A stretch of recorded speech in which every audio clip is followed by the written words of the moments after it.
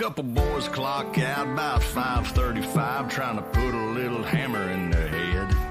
Standing in the liquor store staring at a fifth, but they picked up a handle instead. Hell right. Hell right. Hell right. Okay. Couple girls with their boots on, got their Bluetooth on, t-shirts saying go Sooners. Then the girl from the small town took off the old town, put on a little Hank Jr. Thank God. Hell right. She got all her rowdy friends coming over tonight. Hell right. Hell right. Everybody's throwing down on a Friday night somewhere in America.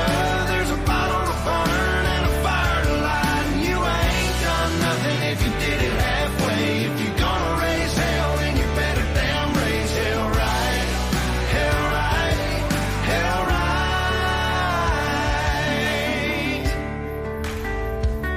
There's a guitar on the ground that was making some sound till somebody pulled a hillbilly slip. Now there's fog on the window. She never would have kissed him if he didn't play a lick like this. Hell right. Hell right.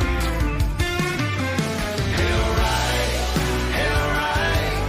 Everybody's throwing down on a Friday night somewhere in America.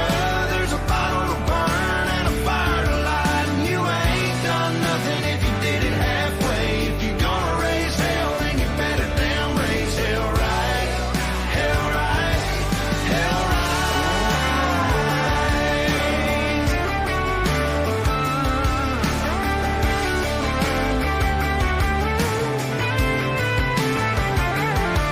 Now 7 a.m., damn if there ain't an empty handle on a square hay bale. Everybody's passed out drunk, but when they wake up, they're all gonna hurt like hell right. Yeah, boy. Hell right. Hell right. Everybody's throwing down on a Friday night somewhere in America. There's a bottle to burn and a fire to light. And you ain't done nothing if you did it halfway. If you're gonna raise hell, then you better damn raise hell right. Hell right. Hell right.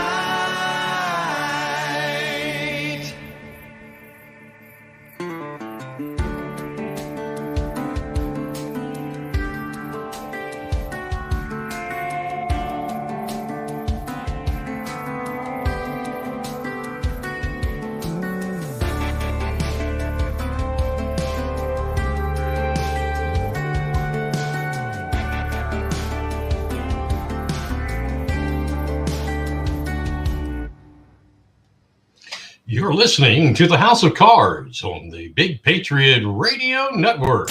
Introducing to you. You're on House of Cards, live on Facebook and YouTube. It's going down. Locked and loaded with the truth. And good evening, everybody. Welcome again. It is the House of Cards Thursday. This is the, what are we, the 25th of January. Already skating by out of the first month of 2024. Great to have you here. Welcome to everybody chiming in. Like the ticker up there is just going boom, boom, boom, boom, boom. People coming online. We have got a huge show for you tonight. Can't wait to get into it. Thanks for, if you're listening in on Twitter, Facebook, YouTube, or on BigPatriotRadio.com. We, again, welcome you to the show. If you're going to tune in later on a replay on YouTube or Facebook, I guess you can do that on Twitter too. I'm not really sure how that works, but glad to have you then too. Don't forget, we want to hear from you. So give us a little chat there in the chat bar. And as soon as we see it, if it's something we can put on the air, we'll do it and whatever. I know you've got to have some questions for our guest we're going to have tonight. What a great guy. Can't wait to have that on. Let's see. We have, let's just jump right into it. We've got, our guest is South Carolina State Senate candidate Tom Fernandez coming on the show a bit later. And we're going to get into some pretty heated stuff with Tom. Pretty heavy. It's a heavy lift. Heated stuff we're seeing around the area and around the state. But first, let's take a look at the number one most requested song this week on Big Patriot Radio. Was Smoking in the Boys' Room, 1985 or 86, can't remember. Motley Crue, and the number one most listening area this week on the radio station. Growing the fastest in the area was right here in Bluffton, South Carolina. Beaufort coming in second, tied with Statesboro, Georgia. Now, last week on the show, we had special guest was Emily Burden, candidate for Bluffton Town Council. And I tell you what, the viewership was incredible. It was just incredible. And that's why Bluffton was like way above everybody else in people watching, because it's a town council thing. And we appreciate Emily for coming on the show. Very gracious, spend some time with us. Now, just to get this point out here, because a lot of people say, well, you're not fair, you're not letting everybody come on. We have reached out again, and this is like the fourth time. It may be one more than that, but I know of four. To the other candidate in the Bluffton Town Council race, that is Emily Mayer, to give her the same opportunity to speak to the residents of Bluffton. And hey, there's a couple of folks tuning in right now in Frankfort, Kentucky, and I'm sure they'd like to hear what's going on here in Bluffton. Anyway, so far she has completely ignored this outlet. And as I told the candidate for town council during the general election, Bridget Frazier, who ignored us as well, I said, hey, if you ignore us and ghost us, we reserve the right to, quite frankly, hammer away at whatever we find out with you or your campaign or your platform. And we will not spare anything with this as well. And hey, that goes for every candidate in every single race, local, state, national, doesn't matter. You don't need to ghost anybody. We know that Ms. Mayer's campaign manager was watching last week. She even had some very eloquent comments. So, we're just putting this out here. Let them know about it. Time is running out. The election for that seat is February 13th, I believe it is. And we will begin hammering away if she doesn't come on here. We just want her to give her a message. But hey, whatever, it's all good. Either way, whatever you want to do, it's fine with us right here on Big Patriot Radio. Locked and loaded. Let's go. Big Patriot Radio. Blues, news, country pop, and classic rock. Before we get too far into talking about the very first subject, and our guests will be in the green room probably in another 20 minutes or so, 10 minutes, whatever. Get himself comfortable, enjoy some of the ice cold Coca-Cola and sweet tea we have. Anyway, I want to put out a PSA, public service announcement, Big Patriot Radio style. This PSA is geared to those who decide that they want to play communist style political games with the heads or whatever of our locally elected officials and our state elected officials. I don't care about the national, the national rate. That's got nothing to do with this. This is local and state local. And they do that all the while claiming that they are representing true north of republicanism. What are you talking about? Some may say, Mike, what on earth, or where are you going with this? If you have to say that, then you aren't being influenced by these type of folks, and that's great. That's one less thing of negativity that you have to be around or influenced by or listen to or put up with. That's good. But for those of you who do know exactly what I'm talking about or have seen this type of deviant, and that's what these people are, they're deviants, I ask you to join us by just ignoring them and shutting them down. It was funny when I wrote the script for tonight, in my notes, I wrote shitting them down, but I meant shutting them down. Don't give them any oxygen in the room because they suck it all up.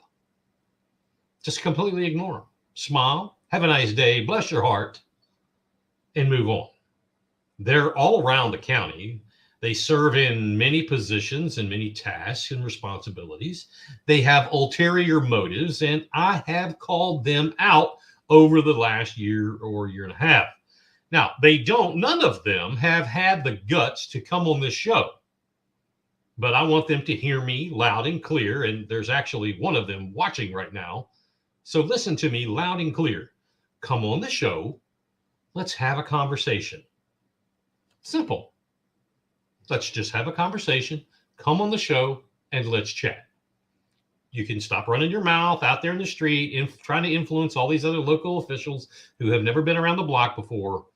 Come on the show and let's chat. All right. Let's talk money. How about that for a change? One of the most used things in the world, in the history of ever, is also one of the most unknown and confusing. Things like monetary system, currency, Federal Reserve, Treasury, interest rates, bonds, blah, blah, blah, blah. It's confusing to most people. You either have dollar bills in your wallet or your purse, or some coinage laying around, or you've got, a debit card. But other than that, most people just don't know. I mean, you've either got money or you don't. Like I normally like to do, let's break it all down for you. And this is going to be a multiple show type thing, because you can't do this all in one show. So let me ask you a question to begin this. If you borrow, let's say $500, well, I guess nobody borrows $500 anymore. I think that was like the first loan I ever had was like $500. Let's say you borrowed $5,000 from the bank. What is the next step in that process? Right, you pay it back. You begin to pay it back on an agreed term plus interest. And what happens if you don't pay it back? Well, you get in trouble. We're all scoring 100. You get in trouble with the bank.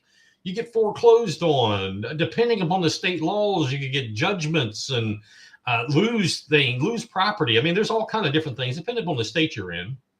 So why is it that the United States government doesn't get in trouble when they don't pay the bills, when they don't pay the note back? Are you confused yet? That's right. The United States doesn't really pay its bills back because we operate on a system called deficit spending. I'm sure you've heard that from the pundits or people in DC. Deficit spending, that's what we operate on. When you have this thing we call a debt ceiling that we hear about, any and all spending and those are done through, that's done through the debt ceiling is done through a concurrent resolution, because nobody can agree on a budget or whatever. So the concurrent resolution is to keep kicking the can down the road. That is the example of a concurrent resolution, kicking the can down the road. Can you and I do that?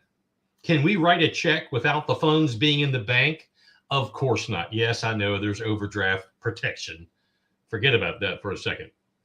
But we can't do that. Now, some are going to ask, wait a minute, you say the U.S. doesn't pay its bills?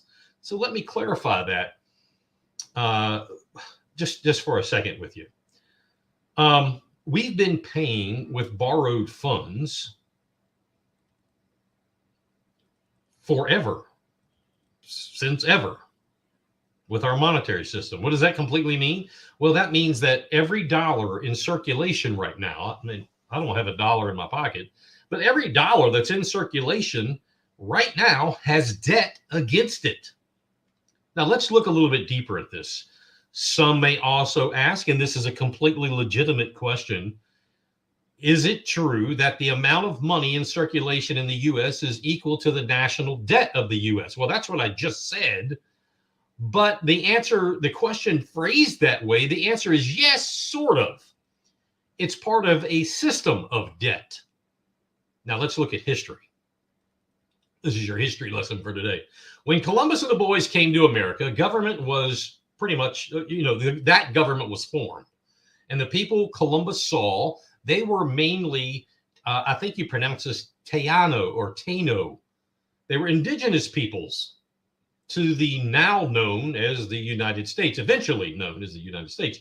Well, the Spanish fellows in charge of the new government they were only interested in gold. And so they required each Taino or Taino, whatever, to deliver a certain amount of gold or other produce, but they wanted gold every month to them.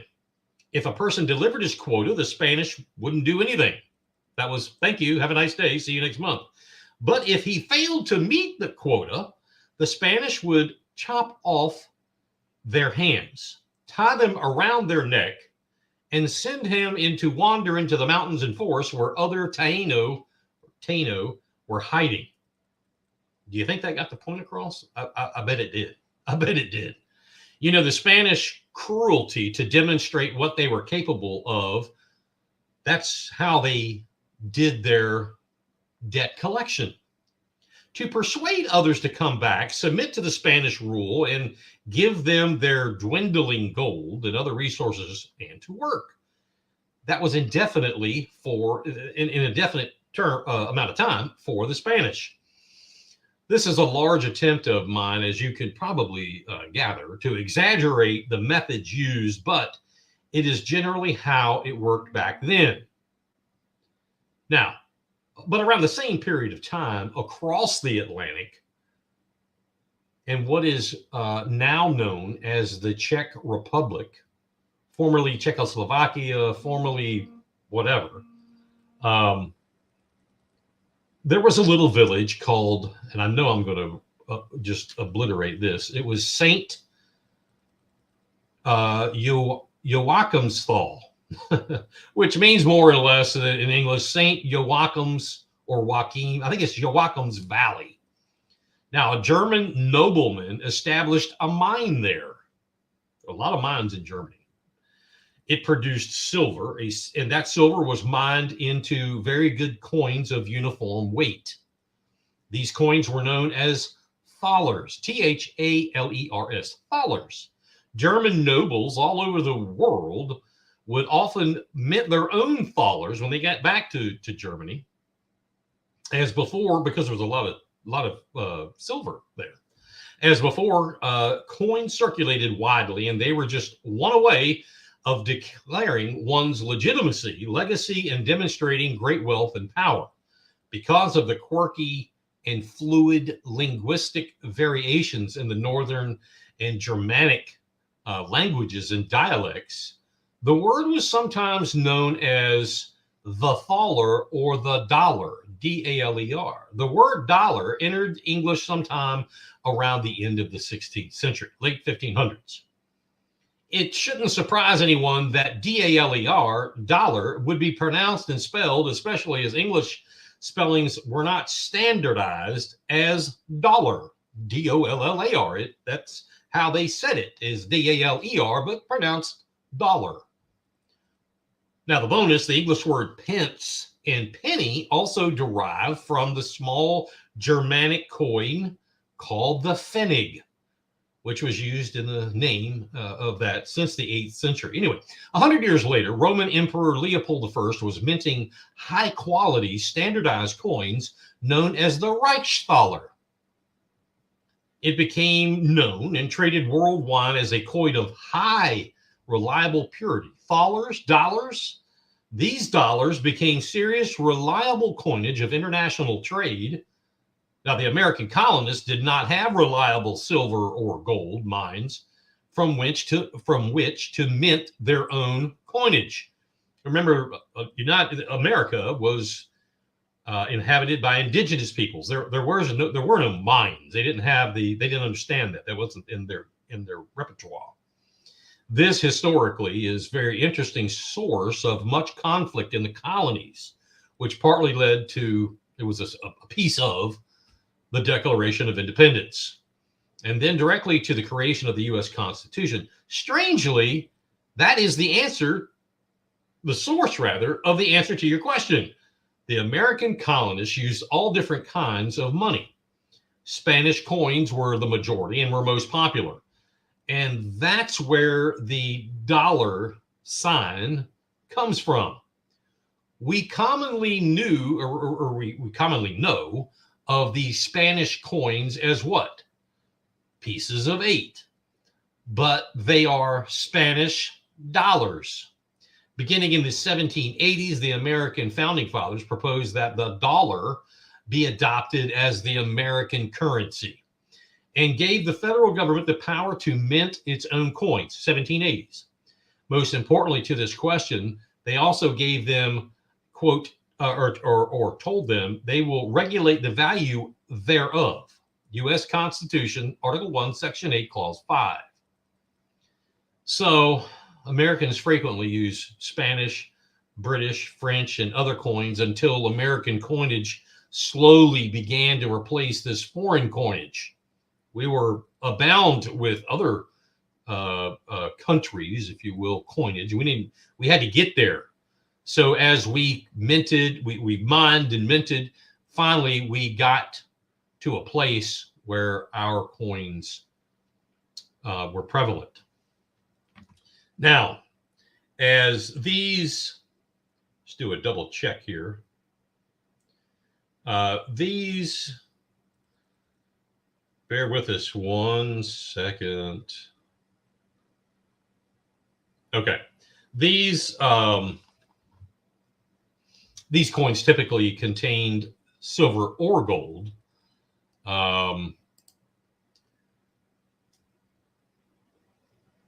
That is why people were trading them.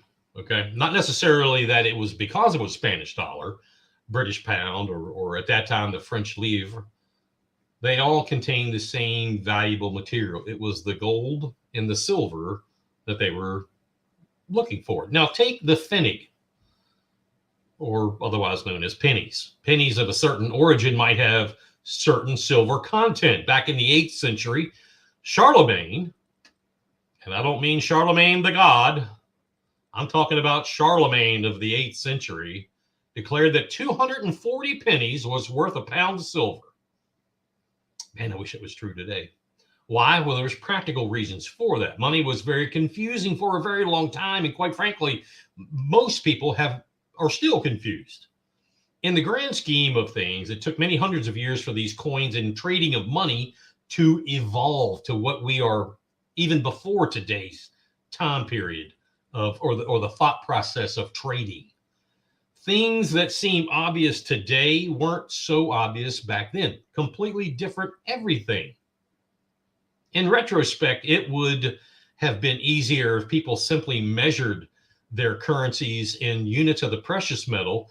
In other words, that beef is worth 5 grams of silver, which is about $4 in today's currency. But I mean, that's easy to say because we can refine silver to an extremely fine purity today. I have silver that's 0.999. I have silver that's 0.99 or not 955 and 9025, I believe it is. Different purities. In the 8th century and even to the 18th century, that people didn't do that. They didn't understand that. The technology was not there. And even if they could, they wouldn't want to, because a constant handling of pure silver would corrode it, wear it down, and reduce its value. We see that today by the marking of precious metals and coins. Now it is 7:25, 25 minutes past the hour. I see our guest has arrived in the green room. We have some sweet tea back there and the special Beaufort House of Cards cookies, and we have some donuts this week. So our guest is taking part of that. We'll bring him on here shortly. So instead, people typically knew their coins, the value of their coins, by their origins, and they trusted that for purity. And they knew the common exchange rates between different denominations and the coins. So the 1878 silver dollar, give you an example, contains approximately 25 grams of silver. So what was a dollar? Well, this dollar would buy whatever was worth 25 grams of silver. See that? The 1878 silver dollar had about 25 grams of silver. So what was a dollar? Well, it would buy whatever 25 grams of silver would. Later, banks began to print paper money. You deposit your silver dollars, off at the bank. Your bank issues you a $5 or a $5 silver dollar note. Sometimes this is called a bill. A note's called a bill. This dollar note represented a debt that's owed by the bank to whoever the holder of the note was. You could freely trade that note to someone else, or you could go to that issuing bank and exchange the note for another silver coin. That was the entry level. That was the basic way. Now, let me just say this. For reasons far beyond my rambling here, this caused eventually some problems. The federal government didn't like that too much. As a matter of fact, it's written several places that the federal government got pretty pissed off about this form of trading that was beginning to take place. So, among many other things, the federal government banned banks from issuing these paper money notes. That was you can't do it. We're banning you. In 1886,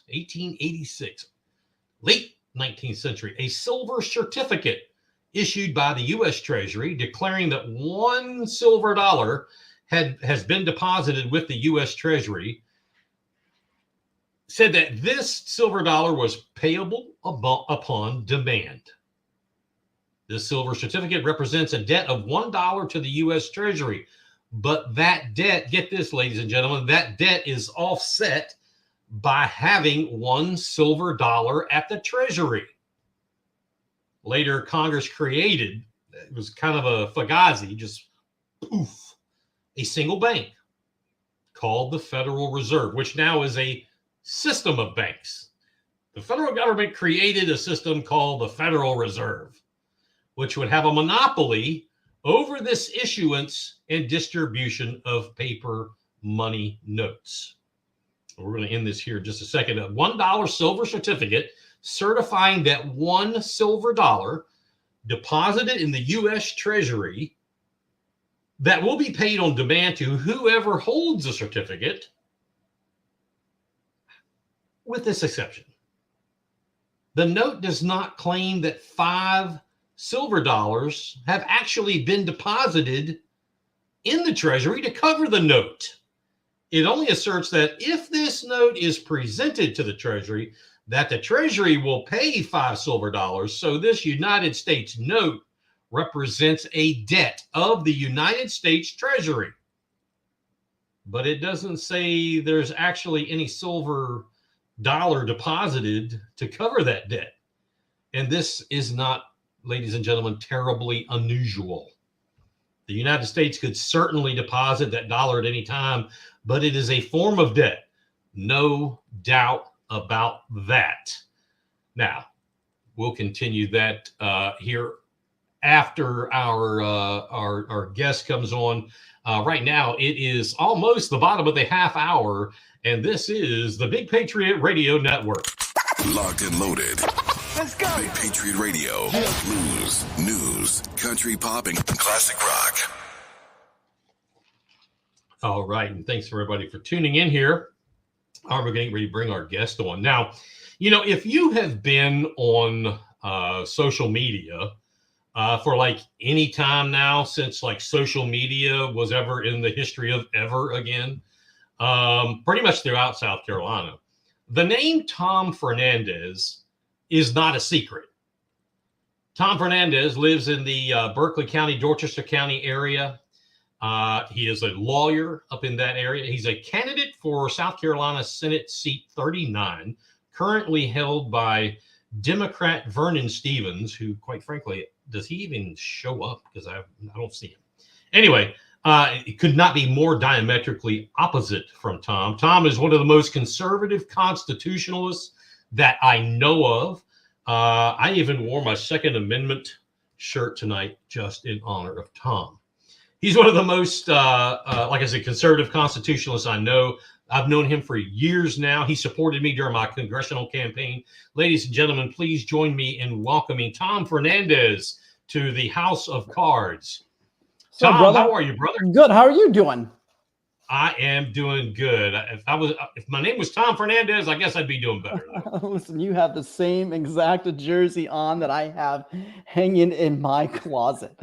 I love that jersey. I took a shower, and I'm like, what am I going to wear? I got to do my hair, and I saw the Second Amendment, and I said, oh man, I got to wear this. Wonderful.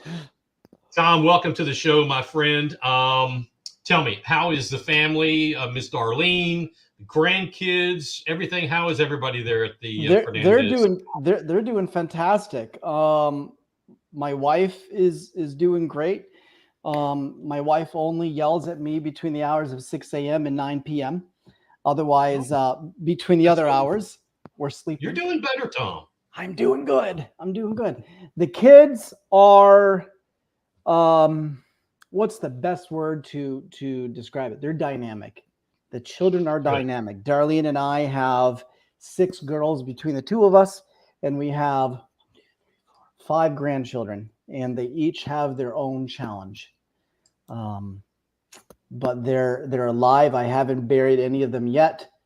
So they're doing good. Thank you. Awesome. I saw your message. I didn't see it earlier. If you want to share this, or if anybody else is listening up in your area, and we have a ton of folks online, they can just search Beaufort County's House of Cards on Facebook. They can, if they're on YouTube, search the same thing. They may be able to search Michael E. Covert, Big Patriot Radio. All of those things should lead them right to this in some event. There are a ton of folks watching right now. I'll give you that. We're on YouTube, Twitter, Facebook, and we are simulcasting live on my radio station, BigPatriotRadio.com. Tom, you, like me, are on social media. You, like me, don't want anyone to wonder what your opinion is on subjects that affect your constituents. And I appreciate that. With that said, actually, I tell you what, let me hold that thought. I didn't give you a proper introduction. Please tell everybody a little bit about Tom Fernandez. Sure. You gave a brief introduction earlier, but like you said, I am an attorney here in Berkeley County. You have been warned. I went to school at Coast Carolina University up in Conway, got my bachelor's up there in political science, probably the most useless degree that anyone can get, political science. After Coast Carolina University, I went to Charleston School of Law, where I became an attorney, and I also got a MBA, Master of Business Administration, at the Citadel. That's my education. It is absolutely not the most important thing in my life. I'm an American. I really don't know any other way to say it. I love the United States. I always have. I remember, I think I have been conservative or even constitutionalist at heart since I was a young child. My dad would be chopping trees out in the forest for our fire. And he would keep his door open on his yellow Datsun truck, blaring Rush Limbaugh as early as I can remember. Maybe I was 10 years old, and you would just hear Rush Limbaugh echoing through the woods. Those were my lessons growing up. And so ever since I remember even politics entering my ears, I've been a constitutionalist. I love this country, and I despise any part of government that tries to infringe upon our lives. That's who I am. Awesome. Back to the question I was half attempting to ask there. You don't want anyone to wonder what your opinion is. Thinking, what Tom thinks. And pretty much people know. With that said, what is it that Senate seat 39 has not been getting from the Democrat incumbent? Representation. I mean, if I were to summarize that entire question in one word, representation. We have a Democrat up in Orangeburg County. He lives in Bowman. And, I'm sure he's a great guy, but I'm not talking about his personality or his personal private character. I'm talking about him as a senator or as a representative of the people. He doesn't do anything. Actually, let me go further. What he does do is he actually opines often the things that he would like to do to infringe upon our freedoms. That's all you need to know. The guy did an article himself about how AR-15s need to be banned. Any type of firearm that shoots multiple times with the pull of each trigger need to be banned from American citizens. That's who our Congress, that's who our senator is in District 39. He loves taxes. He hates public schools. He is completely for flooding our schools with pornographic material. He is a bad politician. We're going to get into some of those individual things, not about Vernon or Senator Stevens, but on each of those, because they are important. They're important to folks all over the state. You are one of, if not the biggest supporter that I know publicly of the Second Amendment. By the way, side note, I'm jealous of the vault. I've been like wanting to show my wife pictures of that, but I know what the answer is going to be. Anyway, next time you guys are up here, I will give you a tour. What are your opinions, Tom, of the constitutional carry law that it's sitting in the Senate right now? They've been talking about it for 2 days and kind of over amendments, or any of the other Second Amendment type bills currently in the South Carolina General Assembly. So the constitutional carry, I'll just go straight to the Second Amendment. You ask any Constitution-loving American what they think about guns, what they think about the Second Amendment, and their answer is almost always the same. And it's the same for me. Shall not be infringed. It ends right there. There is no but in the Second Amendment. There is no feel-good exceptions to the Second Amendment. If I want to park an Abrams tank in my driveway, as long as the HOA allows it, I'm going to park a tank in my driveway. That's where I am in the Second Amendment. When it comes to constitutional carry, that's the end. A person should be allowed to either openly or conceal carry a firearm without a permission slip from the United States government. And let me expand upon that. Your right to carry a firearm does not stem from the Second Amendment. My right to carry a firearm was granted to me when my birth certificate was issued. It stemmed from my Heavenly Father. I inherit the right to protect myself from tyranny in all its forms. The Second Amendment protects that right. So I firmly believe, I do not believe that South Carolina should grant constitutional carry. It should be restored, because that's how it started initially. That's how it started. Constitutional carry must be restored to South Carolina. We have 26 states, Mike? 27 now, 27. Yeah. What's our problem? It's South Carolina. Let me ask, along those lines, and while I completely understand and completely agree, let me ask you this. Yesterday there was yesterday it was a decent amount of debate in the Senate about this very subject on both sides of the aisle. Oddly enough, Senator Harpootlian, little Poot, claims that this is a quote from him. He says, "There is no constitutional right to carry a weapon. Rather, there is a right to bear it." That's the first thing. He also said, and when I heard this, I first thought of you. According to Harpootlian, he said, "There is nothing absolute about the Constitution." I think I know the answer to this, but tell me, what is your opinion of old Poot? And he's a supporter of this, but he says this kind of stuff. Here's the thing. I'm not even going to talk about Harpootlian. What a model politician who's not upholding his end of constitutional protections. That if we're going to focus on the actual phrase "bear arms," and this is interesting. This has been an argument with leftists and with Democrats for a while. They've been clinging it to ever since Heller, DC v. Heller, where Justice Stevens was in there and he was in a dissent, and he said, well, the Second Amendment, does grant a right to bear arms, but we have to look at the definition of bear arms. It only applies to military service.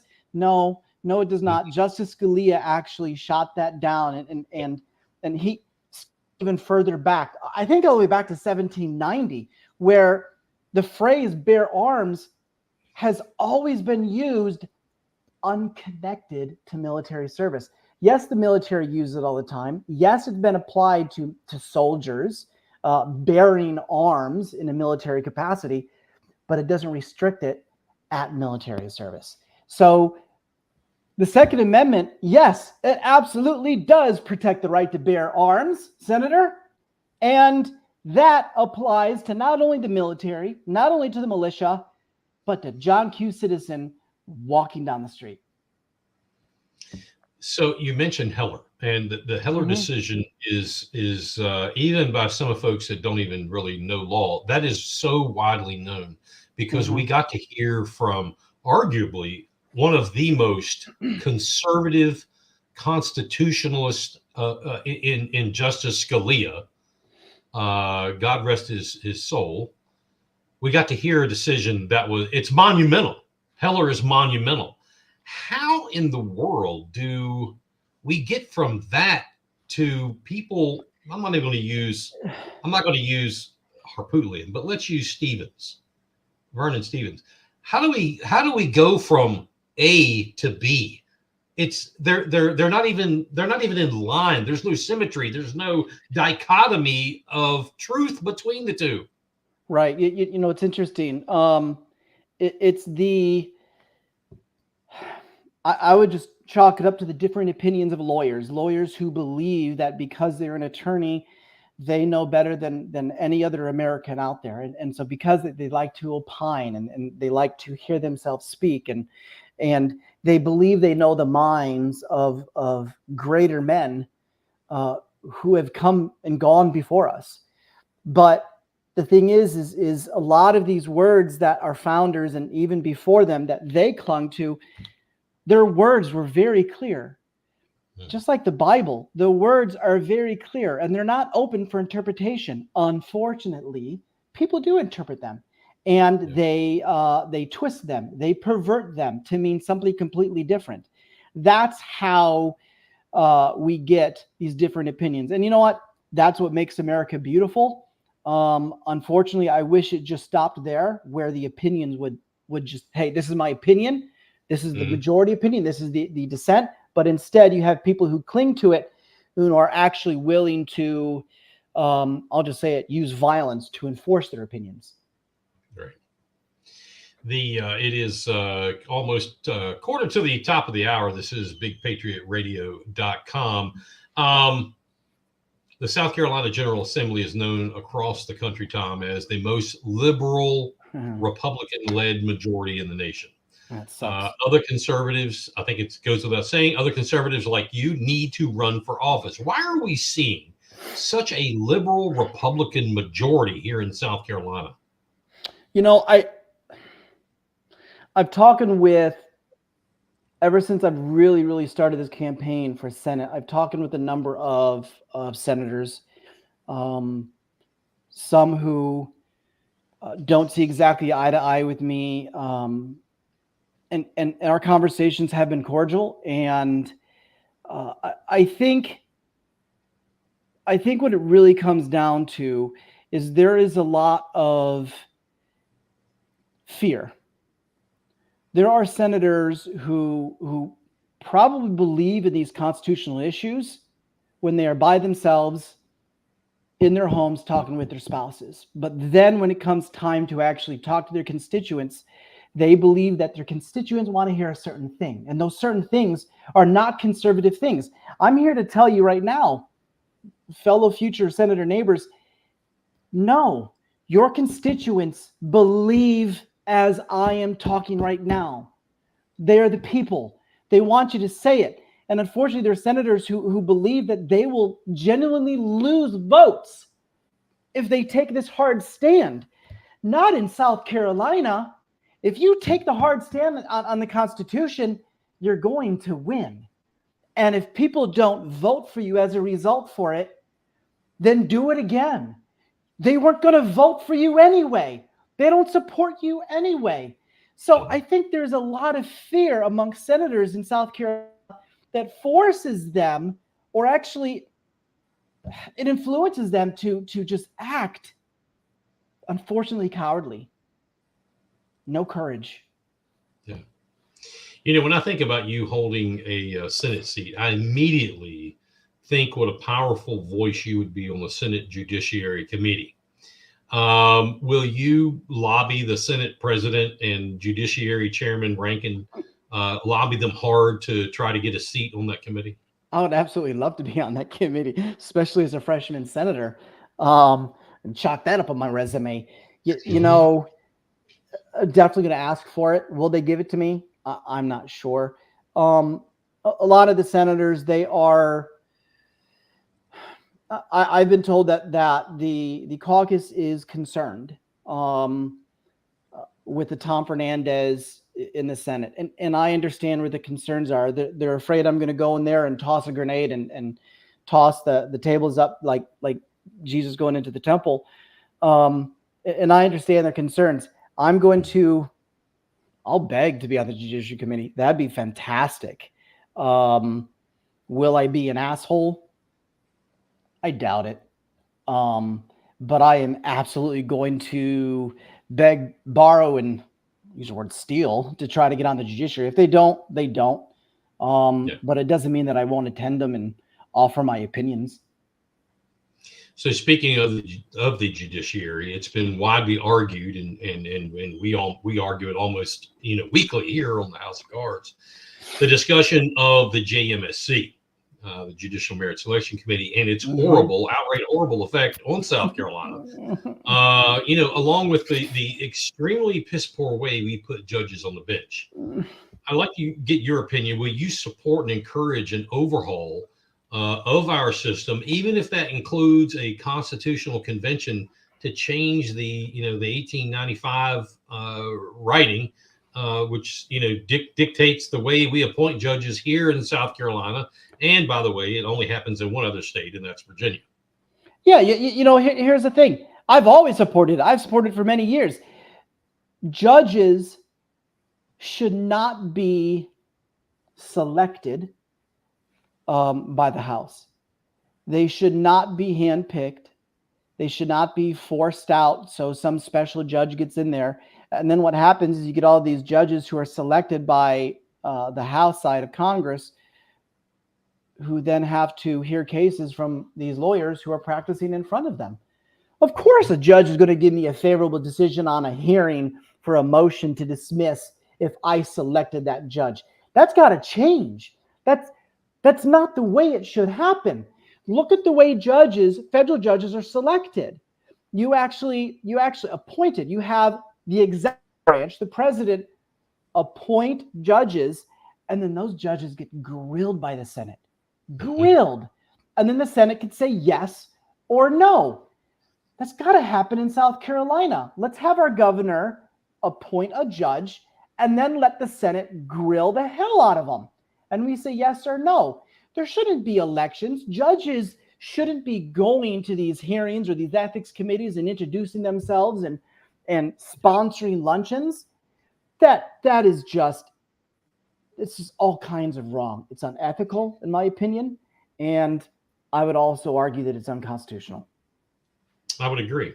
And last night, not to go off subject, but listening to Governor McMaster, or at least trying to decipher what he was saying, I believe he led on to, if you watched it, I mean, if you didn't, just tell me, but I believe he led to the effect that, hey boys, we need to change how we're doing it, and let's get into a gubernatorial appointment. Did you catch that? If you watch it, I don't know if you did or not, but did you? I didn't, but here's the thing. I agree. And from what I'm hearing from a lot of the senators, they agree as well. Unfortunately, it seems that the House is holding this entire process hostage.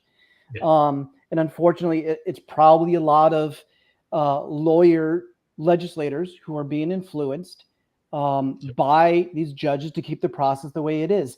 I do not believe this process needs to continue. I think it's dangerous. Right. It sets a very reckless precedent. There needs to be a gubernatorial appointment, and then the Senate can actually question those judges and say yes or no. Because the road we're on right now, it is destructive. It really is. And correct me if I'm wrong, the only way to change that is through a constitutional convention, correct? I don't know if that's the only way to do it. I just think some people in the House need to swallow Because their pride. Quite frankly, and I'll be brutally honest, and I talked to a lot of folks on both sides, both sides of that lobby over there. I don't think there's enough people in the House that have the balls. To be quite honest with you, they just don't have the balls. I wish there because was. it's going to cost them. It's going to cost them a job. I wish there was. I mean, if it takes me going up there and buying all the representatives a Big Mac from McDonald's, I'll absolutely do it. Big Mac's on me. There you go. Tom, some social issues have been at the forefront of many communities, and communities can be defined in many ways. I was one of two people who were the quote unquote registered complainants to the Beaufort County School Board and the Beaufort County School District back in 2022. Amen. Thank you. Yeah, well, you're welcome. And this is really for for you and for the listeners up in your area that don't know me. This was in an effort to remove up to 97 what I considered lewd, vulgar books from the library shelves in our public schools. Not only were some of these books lewd and vulgar, but also influenced transgenderism. And one specifically was the most pro DEI CRT book I've ever read. It took more than a year, but we were successful in getting, I believe it was 4 or 5, but I think it was 5, ultimately removed from schools here in Beaufort County. What is your opinion? And you kind of led into it there at your introduction. What's your opinion, though, of these battles that had been going on, not just here in Beaufort County, but statewide over this issue? Nationwide. It's interesting. I've had numerous arguments with hardcore leftist socialists about this, and they argue only Republicans are banning books. Republicans, they're I'm gonna cuss, they're full of shit. You have both sides of the aisle are trying to prohibit books, but here's the big difference. Conservatives, constitutionalists like us, good moral men and women, are trying to get rid of these pornographic, smut-filled, disgusting books that should not be in the schools where our children have access to them. You have these leftists argue, well, it's available in college. Guess what? They're adults. They're adults. But my minor child shouldn't be going down to their elementary school or middle school or even high school library and picking up a graphic, not just pictures, but graphic art of boys making out, of men performing oral sex on other men, of just graphic sexual content, or even pushing the concept of CRT. You were born white. Someone's going to call me racist for this. You were born white, so you need to pay reparations. You should feel bad. What happened in our country's history is ugly, but I didn't do it. I'm not the bad guy. Neither are my children. So all these books that are shoving this crap down our throat, that's not appropriate. Our schools are not the place for us. Now, are Democrats getting rid of books? Absolutely. They're getting rid of books like Of Mice and Men because it hurt their feelings. Or what else? The Adventures of Huckleberry Finn. It hurt their feelings. Let's go further. Like songs, Christmas songs. Baby, It's Cold Outside. It advocates sexual assault. You kidding me? So there's a large difference between the banning of the material. Good moral people like us don't want smut in front of our children. Conservative, liberals and communists, it hurt their feelings, so get rid of it. Seriously? Yeah. Exactly. Yeah. There are it's amazing when I think about that all across the state. I remember Pickens County, I believe, was one of the first ones that took this on. Matter of fact, Corey Allen of the Overton Report was involved in that and went up to Pickens County several times. And actually, that's what got me clued into saying, hey, what do we have in ours? And it went off from there. There is, I'll let your listeners that are tuning in maybe for the first time know that there is a There is a ton of bills in both the House and the Senate right now that address this issue. And I am, I'm not trying to toot my own horn, but toot your own horn and toot it loud, Mike.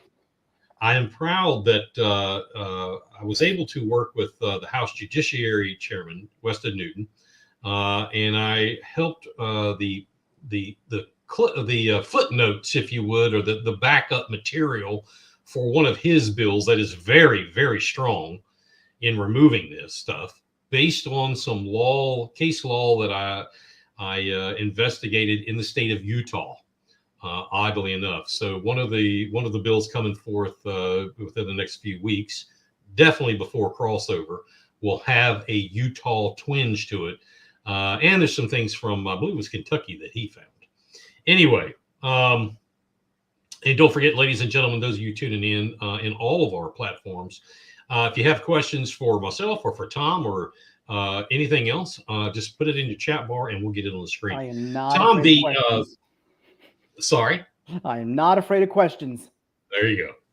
The General Assembly has been rather, let's call it giving over the past decade or so, giving tons of money to pretty much tons of money in tax credits and, gave it to the Charlotte Panthers. That deal went, far south after, spending a boatload of taxpayer money. Hey, the Scout deal in the works right now, beaucoup dollars. And there are many, many others. What is your position on the continued practice of giving taxpayer money? And that's what some of these legislators don't understand. It's not their money. It's not the state's money. It came from you and I.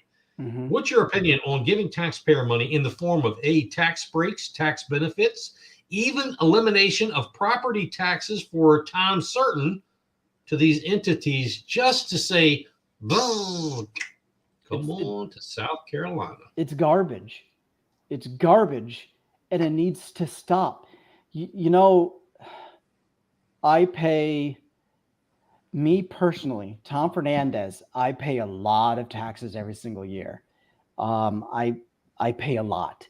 And to see this kind of crap happen just burns me. I don't pay as much as I do each year to see my money go to some liberal corporation, and I don't care any type of corporation. It's a private company. Our tax dollars shouldn't be going to some billionaire liberal football owner. It shouldn't be going to some car battery manufacturer. It shouldn't be going to any other type of company that wants to come here to South Carolina. You want to come here to South Carolina? Great. South Carolina is pro-business. We are low taxes. Let's eliminate fees. Let's eliminate all this bureaucratic red tape. Let's do that. That's the only duty a politician has. A politician's duty is to get government out of the way of people and get government out of the way of businesses. And if they want to come here on their own accord, great. Don't give them our money. That's not your money to spend. That's my money. Like it's so funny to watch how easy it is for someone to spend money when it's not theirs. If I have one Amazon box show up on my doorstep, I hear about it for a week from my wife. That cost $10. I laugh because I understand. That's very true. Okay. But if the politicians spend money like, I hope she's not watching this, like my wife does on Amazon and gets 100 Amazon packages, it's perfectly okay. It's I love you, babe. I love you, babe. That's right. Hey, real quick, let's take a commercial break. It's 8 o'clock, 200 hours here on Beaufort County's House of Cards. Locked and loaded. Let's go. Big Patriot Radio. Blues, news, country pop, and classic rock. Tom, we appreciate you being here with us. All legislators have goals they want to accomplish or to influence something, during their term. looking into election year, once you become a South Carolina state senator, what are your items or things or to-do lists that your goals that you want to set out to accomplish during the first term? You brought it up earlier. I am a large gun nut. Saying I'm a firm believer of the Second Amendment, it pales to what I actually do believe. I'm the guy who actually mounts belt-fed machine guns on my golf cart. That's who I am. So my goal, gosh, I hope they pass constitutional carry this year. But if they don't, that's my number one goal for me. I'm going to put my heart and soul, my blood, my sweat, hours and hours to try to get that thing passed. Seriously. For me, the Second Amendment, our Second Amendment protections are the most important. The most important. That's who I am. Other goals. I would really love to see income tax gone. Gone. It's my money. Stop taking it. Property taxes. It's my truck. I own it. It's my house. I own it. Stop taxing it. I would love to remove taxes from the purchase of firearms, from the purchase of ammunition. I would love to eliminate the gas tax. Will that happen? Who knows? I'd love to eliminate the state infrastructure bank. Will that happen? Who knows? There's going to be so many bills that come before my desk as a senator. And my question is going to be the same, every single one. It doesn't matter if it's DEI, if it's CRT, if it's the Second Amendment, if it's taxes, if it's giving money to corporations. My questions are always the same. If it increases spending, I say no. If it increases the size of government, I say no. If it infringes on our constitutional protections, I say no. You can probably vote no on every single bill that gets put on your desk if you follow those three basic guidelines. That's it. There's nothing wrong with that at all, Tom. Let me tell you what. I wish others would live that way. I have to tell people, Tom, I don't know if you even know this. How did I get to know Tom Fernandez? I want to take you back in time, Tom, to, I guess it was what is this? We're 2024. So I guess it's like 2020, maybe. 30 years ago. You had a video on Facebook. And folks, in this video was Tom Fernandez holding a pizza box. And he was on said road, whatever, in Berkeley County, I believe it was. Mm-hmm. And they have a problem there, much like we do here in Beaufort County, that there's more potholes than there is asphalt. Tom had the brilliant idea of putting the to-go pizza or the delivery pizza in the hole, and he tamped it with a tamper to fill up the hole. That now, aside from the reason of the ad, when I watched that, I said, "That's my guy. That's my guy." Do you remember those? I do, and people love them, and I think the reason why I have so many followers is because the way I address real political issues. I address a host of political issues, and if you follow me on social media, with humor. You will get serious black and white policy statements from me, which leaves no question on where I stand. But then the rest of the time, I address real political issues with humor. And the reason why I do that is it makes you laugh, keeps you in a good mood, but also at the same time makes you think, you're right. This is either ridiculous, it's silly, I can't believe people's feelings are being hurt about it, or this needs to be addressed. That pizza video, even though it didn't fix the pothole, it wasn't addressing the issue, but what it was doing was actually illustrating just how well the SCDOT fixes our roads.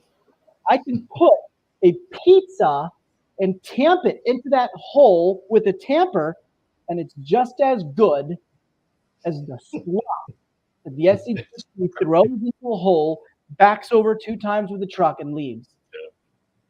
At least pizza doesn't jump up and nick your car like loose gravel does. That's right. My friend, I put your email address on the bottom of the screen. How can people, other than that email, how can people reach out to you or your campaign? I usually ask, how can they stay in touch with you? But I think you've got like 31,000 followers on Facebook. So they're pretty much following you. 32,000. Yeah, I'm flirting with 32,000. There you go. Yeah, follow it. You know what? Follow me on Facebook. You can go on Tom Fernandez. I can't put the link in there, but you look up Tom Fernandez on Facebook. That's it. You see the spelling of my name, Tom Fernandez. You're going to come up with 2 pages. You're going to come up with my personal page. If you want to send me a friend request, do it. Fair warning, I post pictures of food, dogs, and stupid stuff. You'll get a peek into who Tom Fernandez is. Then there's a page with 31,000 followers. That is where I do my pot stirring. And fair warning, it is not a safe space. It is not a safe space. It is aggressive. It is funny. And every now and then it gets invaded by hardcore leftists. It got invaded today, and it is so much fun when they come in. I love it when they do that to mine. Oh, man, it just boosts my algorithm through the roof. Amazing. Tom, thank you for coming on the show. You are always welcome to be here. Ladies and gentlemen, Tom Fernandez, South Carolina candidate, seat 39 in the Senate. Thank you so much, sir. Appreciate you. Love you guys. All right, buddy. Bye. All right. It is about 7 minutes past the top of the Lock hour. and loaded. Let's go. Big Patriot Radio. Blues, news, country pop, and classic rock. And much appreciation for Tom Fernandez for coming on. What a guy. What a guy. And we truly, I support him 100%. When I was running for Congress, I knew Tom and had conversed with him, but he didn't, I don't want to say that. He had like half of a pizza joint rented out one night. And there was like 3 of us, if I remember right, that were running for different offices. I was the only one running for Congress. And he said, "Hey, I want you here. I'm in your district. Get up here. Let's, just a down to earth, really good guy. He and I have a lot of similarities where I don't want people to wonder, what does Cooper think? And most don't. They know. And I'm aggressive. Tom's aggressive. Sometimes to my detriment, sometimes to his, but I wear it like a badge of honor, and is what it is. So anyway, let's go back to what we were talking about. We're going to talk about money and the mystique and the mystery behind money and what you really probably don't know. Now, we had said that, where did I leave off? So, the United States note represents a debt of the U.S. Treasury, but it doesn't actually say that there's a silver dollar deposited to cover that debt, which isn't that like what you would think? Well, of course it is. And that's not unusual terribly. The United States could certainly deposit that dollar at any time, but it's a form of debt, no doubt about it. Now, there are things far beyond this answer. Beginning with the Great Depression, the U.S. Treasury started restricting who can convert these U.S. notes or bills into silver dollar. Remember, we're in the Great Depression, 1920, 26, 28, whatever. They said, whoa, we're going to start putting the clamps down on who can convert this piece of paper that is worthless, except for the words that are on it. We're going to say not everybody can convert that because we don't have the money. Federal policy flopped around about that for years, but it's slowly restricted, and they let they pull the reins back and they let them loose over time. 1971, let's move forward. President Nixon, he banned, many of you were around then, he banned the ability of converting U.S. bills or U.S. notes back into real dollars. Instead, the Federal Reserve Bank began issuing, what is it? What's the answer? Anyone? Federal Reserve notes. And these slowly replaced the silver certificates in circulation. Took a long time, but they slowly replaced them. That brings us to today. Today's US dollar, this note, this dollar, wish I had one, we could look at it and examine it, represents a debt of the Federal Reserve System. This US $1 note represents a debt somewhere on the books of the Federal Reserve Bank. If you could take, or you could present this one, let me fix something here. If you could present this $1 note to the Federal Reserve Bank, what could you exchange it for? Literally nothing. It's quite literally exchangeable for nothing. Well, not quite nothing or anything. You could get back another $1 note from your hand to mine, that kind of thing. So with that, they're not really exchanging it at all. Plus, the exchange windows, those of you that are probably 60 years old or older, probably, maybe I'm 56. I don't really remember it, but I would say 60 or older. They have the exchange windows. They have been closed for decades, like 40 decades or possibly 50. I mean, 4 decades or 5 decades, 40 or 50 years. So this note represents a debt of the Federal Reserve System, but it's a debt that's measurable in terms of itself. You can measure it. It has no immediate value beyond being what it is, and that's a slip of paper. It's cotton paper with some green ink put on it. Now, this sounds very circular, and it is. And that's why most Americans cannot simply answer the question, what makes the US dollar valuable? Because the direct answer is somewhat or something that ordinary citizens of common intelligence might find undesirable. The dollar is backed up by, as some say, the full faith and credit of the United States government, which, in the beginning, meant that the U.S. government would deliver on its pledge to give silver back to the holder of the notes. It doesn't do that at all anymore. So when the government says the U.S. dollar is backed by the full faith and credit of the U.S. government, what it means today is that the government could always collect more of these bills and, as seen what I just said, give you those same bills. We're back to nothing. If the dollar had nothing, if it has nothing of value backing it up, why use it at all? Because it does have some useful value. That's different from intrinsic. It has some useful value. It's the great economic dichotomy between something called use value and exchange value. The US dollar has a use value, usage value, in the same way that you eat an apple or put gasoline in your car, use penicillin. Look, if you receive compensation in the United States, you get paid to do a job, you are indebted to the federal government for a portion of whatever you receive. And the IRS will only accept these US dollar notes as payment. Old-time peasants may pay their federal lords in grain and produce and livestock and beer and so on. A modern government wants its own notes sent back to it. We'll talk about that in a second. Effectively, the US dollar has been reduced to a tax payment coupon. That's all it is. If you trade a snowblower for a car, if you work but are paid in euros, okay, paid in yuan, Bitcoin, stock grains, almost anything, you are still going to owe tax. Because the U.S. government will only take U.S. dollars. You need to buy U.S. dollars.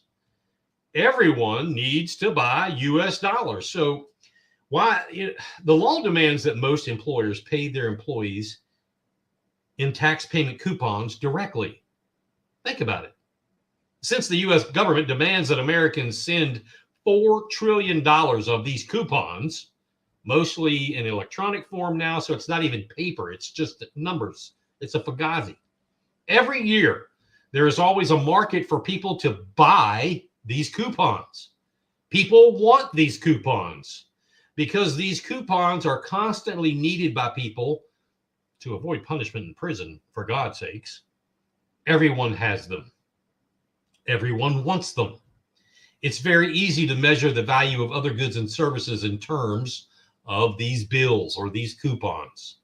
So is the US dollar, is it debt? Sure, it sure is. But it's not really the debt of any bank to any person that holds dollars. Or at least it was debt owed by the US government to the holder of the dollar. Think about that. That's debt owed by the U.S. government to the guy or the gal who actually has the dollar. That's a debt they owe to you. And later, technically, as entries on balance sheets at the Federal Reserve banks, was this debt. Debts between banks in the Federal Reserve System were even further exacerbated. But actually used by people, there has been rather a substantial and a subtle shift to a new normal.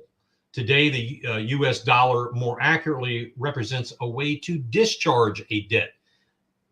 And that, you have a debt, you have to have these coupons or these bills or these notes to discharge it, get rid of it. All Americans are effectively in a lifelong legal peonage to the federal government. And they need to discharge their new debts each year. And that may sound extreme to some folks. It may sound extreme to most of you. It's a little extreme to me. As if I'm challenging all taxes, which I'm not doing right here. But take a centuries-long look at how feudal lords controlled their people. Fuzzy at best. Details required. But in the big picture, it's not entirely inaccurate. There is a aphorism. I love aphorisms, and there is an applicable one here, and it is this, quote, "Gold is the money of kings. Silver is the money of gentlemen. Barter is the money of peasants, but debt is the money of slaves." And that's something to ponder right there. And that's slaves as who you being slave to. Not off the top of your head, okay, slave to the master of the cotton field. No. That's not what they're talking about. Open your mind. So though the mention of the word slave many times overwhelms people, react negatively to it, it's just a characterization of whoever the author was, and I don't know. There is a little morsel of truthfulness in this. It's widely known that the US dollar is not backed by anything else of fungible market value. Further, nothing restricts the US Treasury from issuing more notes whenever it wishes to, which it does regularly. We hear about it on television and the radio and YouTube ad nauseum. Print more money. Gonna print another 100. Just print more. To compare current money value to older, let's look at the year 1964. That was the last year that coinage actually contained silver. In 1964, bottom of the totem pole, we're talking minimum wage workers were paid $1.25 an hour. In coinage, the value, 1964 minted coins for $1.25 is now worth $15.50. Today's value of minimum wage at $7.25 in coinage, the value is obviously $7.25, and that is an arguable point that it's not even worth that. But let's take it at face value. It's worth $7.25. You've seen a significant drop in what you can buy. And that's, what is that, 50, I don't know, 1964. That's like 59 years, 60 years, whatever it is. So if you don't convert, or if you didn't rather convert that cash into more valuable assets, if you didn't do that, you've seen a significant drop in what you can buy, which is very much a monetary policy intended to keep wealthy people wealthy, which is also the desirable consequence of making working class people poorer. And that's just the way it's been. And no one ever, very few people in Washington, D.C. views this as a problem. That takes us back to the beginning of this conversation. Every dollar in circulation right now has debt on it. Every dollar. We're going to spend more time next week looking at the history of monetary systems and currency, why these two words, monetary system and currency, they're not the same. I'll show you next week how money comes into being, who asked for it, why treasury bonds are our national debt. We're going to talk about, again, and we're going to learn together that the Federal Reserve is full of bonds and the Treasury is full of money, and what that causes when the Treasury is full of money and the Reserve is full of bonds. What happens?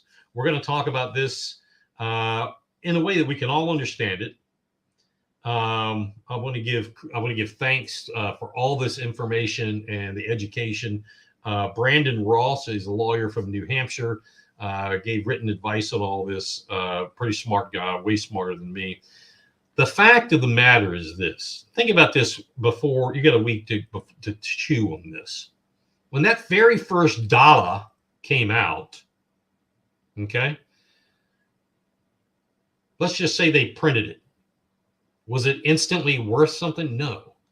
Somebody let's just say they had to borrow something of value to create that dollar. To give it value, it didn't just instantaneously have value. It had to be purchased to give it value. From day one, we have had to borrow money to print money. We are continuously, or we have been continuously in debt since we began printing of the dollar or minting of the dollar and other coinage. So think about this. Do you think that the debt ceiling, is that even possible to be paid off? And what happens if it was paid off? What would happen? What do you think would happen if there really was a balanced budget in Washington, D.C.? I used to campaign on that we need a balanced budget amendment. We haven't had one since, the early 70s or something. It's impossible. It can't happen. We're going to talk about why that can't happen. And we're also going to talk about what happens when we have all of our dollars, all of our notes being spent in other countries. Okay? When we spend in other countries, be it on the internet or taking it there or whatever, importing, when all those dollars leave, inflation goes up. We have to get those dollars back. It's a vicious cycle. We're gonna see about that vicious cycle and how that can lead to a collapse of a monetary system. That, plus you have people like BRICS, Brazil, Russia, India, China, whoever else is involved, South Africa. That's another cog in this wheel that we'll talk about. That is going to do it. If you want to thank again Tom Fernandez for coming on the show. Again, great guy. He is running for South Carolina Senate seat 39 against, again, as Tom said, Vernon Stevens may be a great guy. I'm sure he is. But he's a do-nothing Democrat, an extreme liberal progressive, which doesn't make sense because they throw up the race card a lot, and that's sad because it's almost like you don't know you don't know what you're talking about. Then why are you a Democrat? For God's sakes, in South Carolina, why would you want to be a Democrat? Obviously, Vernon Stevens is a man of color. Why would you want to be a Democrat? That's the party of the plantation. That's the party of the rich white plantation owner. Why are you there? That's not the party of the people. That's not the party of freedom. Come on, give me a break. Are you, you're not that dumb, are you? I don't think you are. Anyway, he has done nothing, in my opinion, and the opinion of many others, for the folks of the 39th District. Tom Fernandez will be a big asset to that Senate district. All right. Thank you all for watching and listening to both the House of Cards and Big Patriot Radio Network. Don't forget, you see along the bottom is the address for our Patreon page. We invite you to come over there and join us. That helps keep independent news and media afloat. This week, we've got on Monday nights the Cox family, David and Jordan Cox with New America Movement. On Tuesday night, it's Corey Allen and the Overton Report. Thursday nights right here with Big Patriot Radio and the House of Cards. Sundays, we've got Andrew Southwick and Culture Crossroads. That's going to do it. We hope you continue to get with us. Join us on Thursdays. Tell your friends and neighbors. Tell them from all over the country. We are nationwide, and we are live on BigPatriotRadio.com. Until next week, stay safe and good night, America.